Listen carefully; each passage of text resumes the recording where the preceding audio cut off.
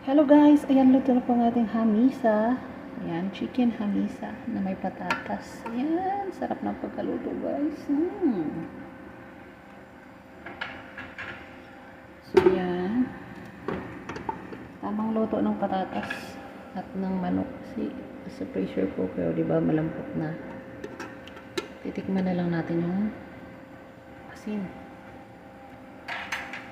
Kulang kasi isang ano lang ang nilagay natin. Isang Maggi cube. So, dagdagan na lang natin siya na, ayun guys, salt. Ayan, may sabaw siya konti. Tamang-tama to guys. Ayan, salamat pa ng marami. Ito po yung partner niya. Ayan, white rice. So, ito yung white rice nila. So, wala ng tubig. Lagyan na natin ng toppings.